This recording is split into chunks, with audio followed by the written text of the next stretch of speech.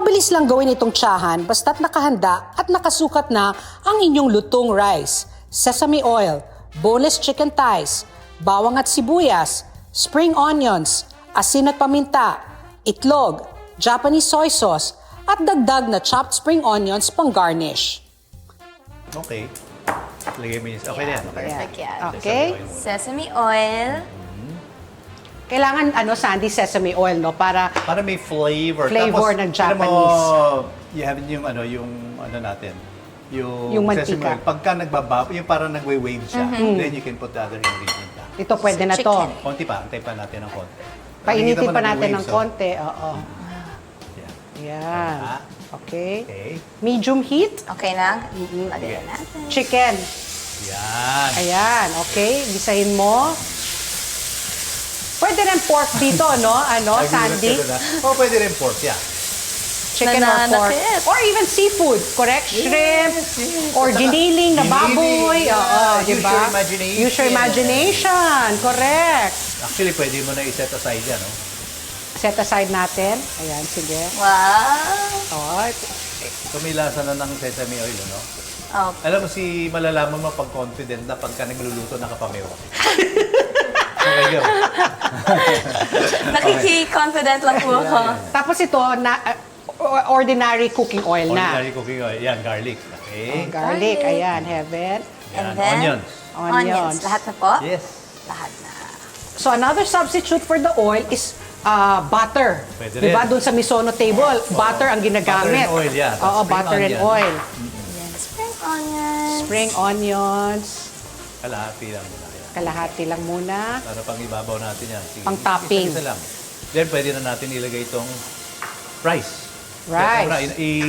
Isahin pa Isahin, natin ng konti. oo. Kailangan medyo translucent yung Yung onions. Yung onions. Okay. Nagiging translucent po ang onion? Parang nawawala yung puti. Parang pag nahihiya siya. Ganun. Nagiging na transparent. 4 cups of rice. Kaya na, bago natin Ano yung haluin, i-season muna natin with salt and pepper. Okay? Salt and pepper. Anyway, ito kasi, kailangan i-exaggerate mo ng konti yung salt eh. Yung salt. Dahil, Para malasa mo kasi minsan nag-under-season tayo, bitin yung lasa eh.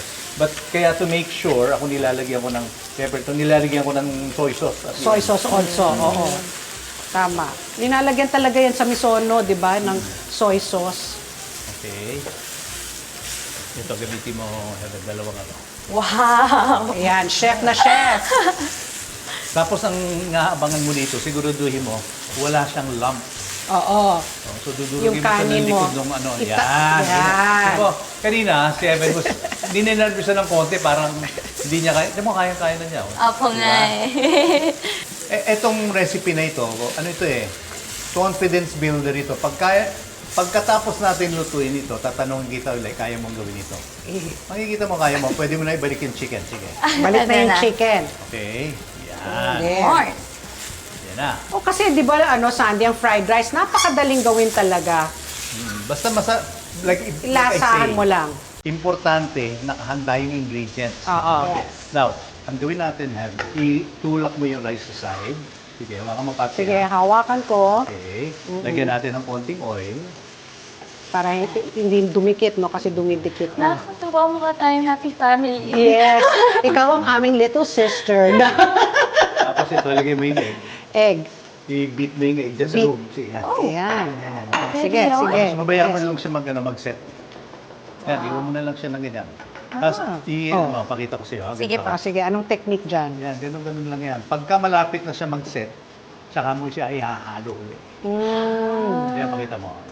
Ayun na. Alam mo, mas maganda sana kung meron kang non-stick pan, no? Oo, para hindi mo kailangan yung paghugas mo, no, mas madali. So, Sans, you recommend na yung itlog, same kawali. Yes. Yung mga iba kasi, separate nila, sinascramble yung egg, tapos dun nilang pinupour sa kawali. Pwedeng gano'n, kaya lang, doble trabaho yun. Doble trabaho. Japanese or delicious is oishi. Oishi. Now, at this point, patikim ko sa iyo, try mo na ng konti-konti lang. Konti-konti lang, ha?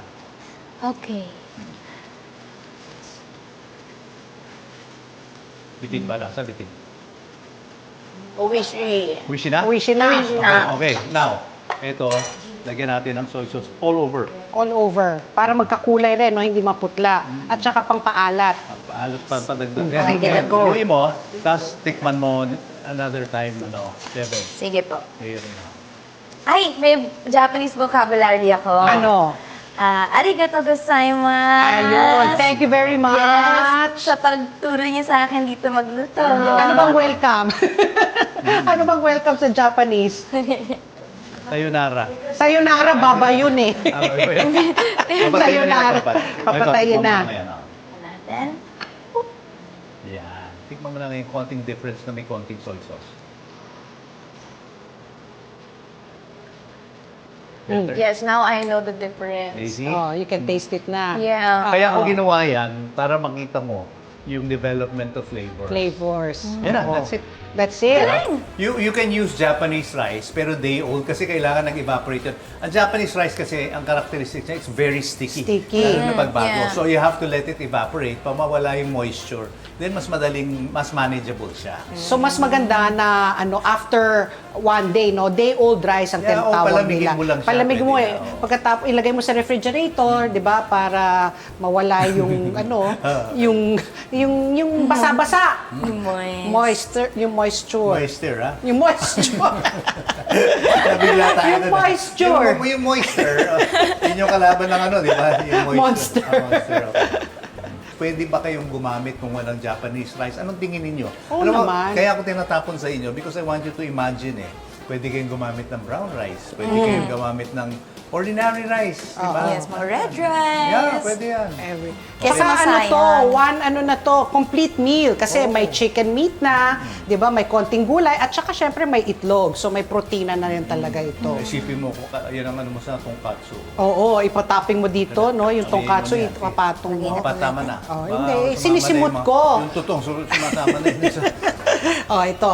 Give. Ayan. Yan. Ayan. No fuss, 10-minute Japanese fried rice. Bakit ka pa kakain sa restaurant kung kayang-kaya mo na magluto ng tsahan? Di ba?